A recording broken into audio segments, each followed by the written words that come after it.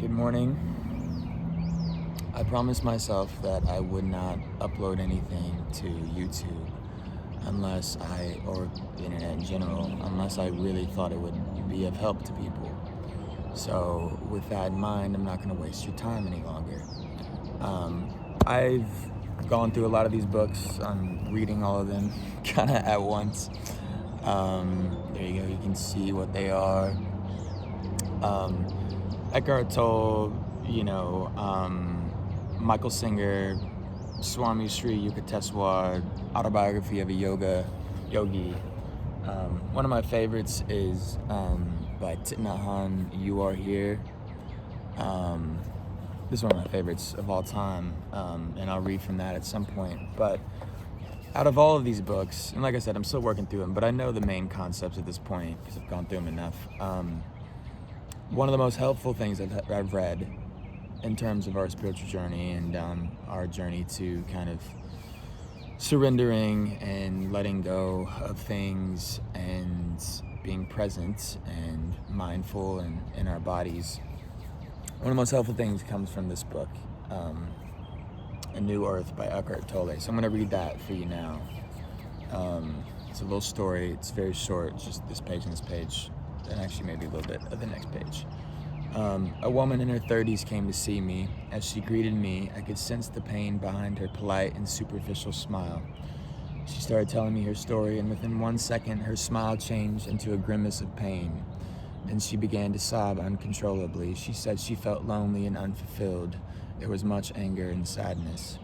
As a child, she had been abused by a physically violent father. I saw quickly that her pain was not caused by her present life circumstances, but by an extraordinarily heavy pain body.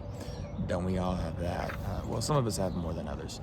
Her pain body had become the filter through which she viewed her life situation, not her life. This is a key distinction that Eckhart makes often.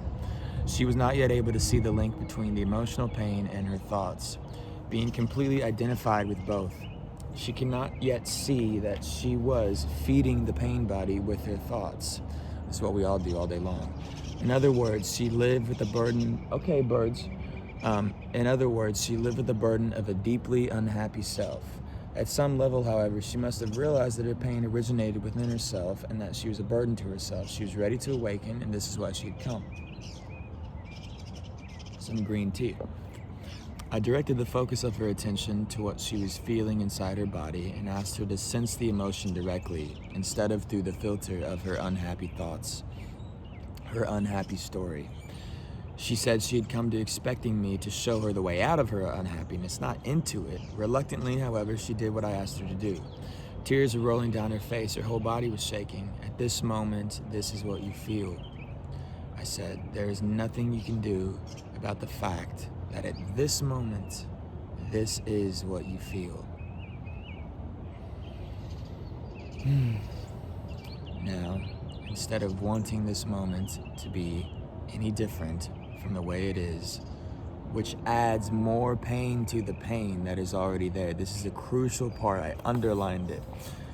If you want this moment to be any different than the way it is, that adds more pain to the pain that's already there. So, is it possible for you to completely accept that this is what you feel right now? I underlined that part too.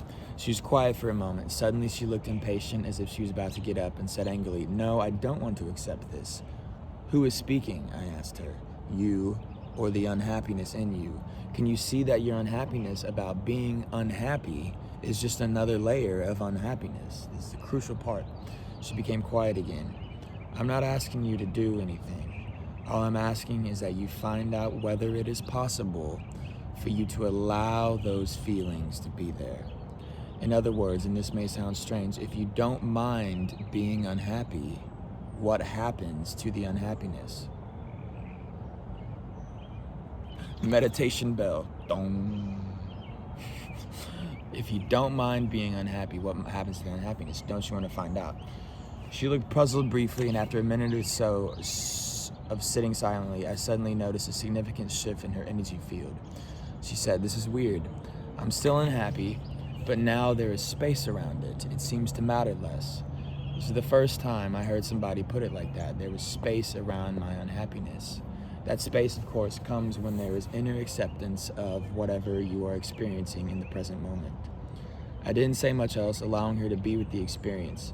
Later, she came to understand that the moment she stopped identifying with the feeling, the old painful emotion that lived in her, the moment she put her attention on it directly without trying to resist it, label it, judge it, just feel it on a physical, sensational, embodied level.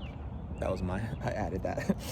It could no longer control her thinking if she did that, and so become mixed up with a mentally constructed story called the unhappy me. See, that's the thing, our stories kind of they cover up the physical sensation of the unhappiness, and if we just sit with the physical sensation long enough. I first tried this on a road trip through Colorado, and I was outside Zion, actually. I was heading to Zion, Utah, and Zion's the best national park I've ever been to so far.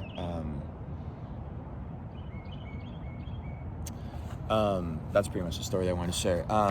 When I first did that, I was dealing with a very heavy pain body at the time from a situation at my grad school, and then also my beloved best cat I've ever had just passed away on Christmas Eve, kind of under tragic circumstances. I couldn't be there, and so I was dealing with a really heavy pain body, and I just could feel it clouding and covering every moment of my days and just dragging me down, and it was really hard to feel present. It was hard to even want to read these types of books, want to meditate, want to do anything when you're feeling that heavy, and I'm sure a lot of us feel that way. And that I would always hear about this concept of feeling your feelings, and I'd read some Michael Singer's Untethered Soul at that point, and surrendering to your feelings. And I tried it, but I never really got any progress with it, and I didn't really fully understand what people meant when they said that, feel your feelings. And so finally I was in the back of that, I was sleeping in my car and driving around on a little road trip by myself, and I just couldn't fall asleep one night back there outside of Zion in my car, and I was like, let me try to feel my feelings, let me try to surrender to this. And it's essentially what this story is talking about in Eckhart Tolle. And I just sat there and tried to feel, I had this heaviness on my chest and this kind of tightness around my throat, and I could feel that I wanted to cry, but I'm not good at I'm getting better at crying, but at the time I was really bad. I just couldn't cry for some reason. I think I was so emotionally constipated, as it were, that it's almost like you can't cry when you're that stuck up with old traumas and old emotions and old pains, because it really doesn't leave your body, it just stays there as that heaviness. And so I try to just sit there and feel my heaviness, feel that tension, feel that anxiety. And it took around 10 to 15 minutes of really just sitting there with it, not thinking, and just allowing myself to be sad, allowing myself to give in to the sadness, give in to the pain that I was feeling at the time. And I kind of forced myself to cry, and it didn't really work, but I got that kind of feeling like I was about to cry, which was better than pushing it down. Michael Singer talks about how we push those feelings down. You want to let them to come up. And I really felt lighter afterwards. After around 10 to 15, 20 minutes of doing it, it's like letting that pressure kind of release a little bit through trying to cry, through feeling the physical sensation, the embodied physical experience. No thinking about it, no judging it, no story of the sensation or the emotion, just the emotion, just the physical emotion, just putting all my attention on that. I felt lighter afterwards, I really did. And I mean, I've tried everything, I've tried all the different things you could try, I feel like, and that was the first moment, I feel like, of a bigger spiritual awakening, where I really felt a change. I really felt different afterwards in a way that nothing else has helped me or allowed me to do before. Just by going in, instead of running away from the pain, like all of us do with alcohol, drugs, sex, phones, all these things, go towards it. And that's what Eckhart Tolle is talking about in the story about the woman. If you just don't mind being unhappy, what happens to the unhappiness? if you try to change how you're feeling and reject it, that adds more pain to the pain you're already feeling. So instead, just embrace the pain first and see what happens to it. And what happens to it is that it lightens, it relieves the pressure, and you lose some of that pain body, and you're freer, you're more liberated afterwards. And it's an ongoing thing. It definitely didn't solve any of my problems, but it solved how awful my problems made me feel. You know, not fully, you know, you kind of have to continually do this. It's a meditative thing. And that's kind of what meditation is asking us to do in general. If you read enough of these types of books, like you need to go inward and feel how you're currently feeling without judging it, without labeling it, without classifying it as good or bad or anything in between. Just let it fucking be. You know, this tree just is.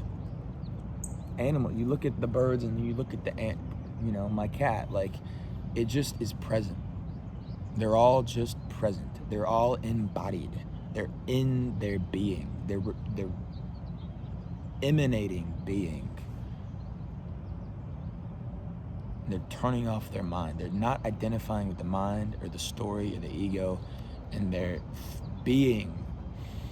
That's why breath work is so, that's why breathing is so, not breath work, that's different than just conscious breathing. Mindful breathing, as Thich Nhat Hanh talks about,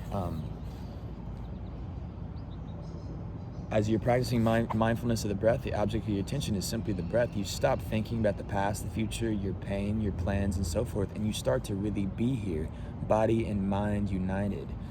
Be there with your breath. Use mindfulness of the breath to unite your body and mind. Establish yourself in the here and now so that you can touch life in a deep way in this moment.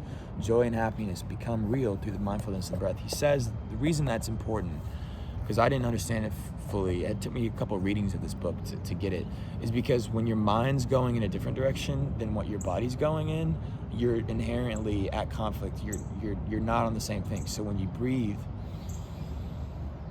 and you're conscious of your breathing, your mind is in alignment with your body, with your breath. And then you're not this divided person, you're this centered person. 3 mindful breaths.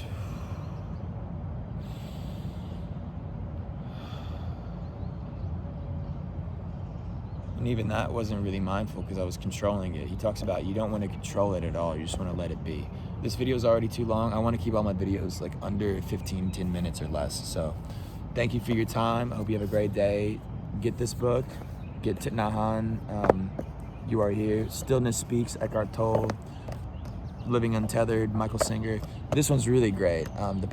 Practicing the power of the now. It's much shorter than Here's the Power of the Now. And it's kind of longer. This is like a kind of like just quicker. It's like the instructional part of the power now, like the practices, the meditations. All you really need to do is to accept this moment, whatever that may be, whether it's good or bad, fully. Accept. It's on the back. You are then at ease in the here and now, and at ease within yourself. Thank you very much. God bless. Much love to everybody. May peace reign on this earth. Because ain't it about time, baby? Come on now.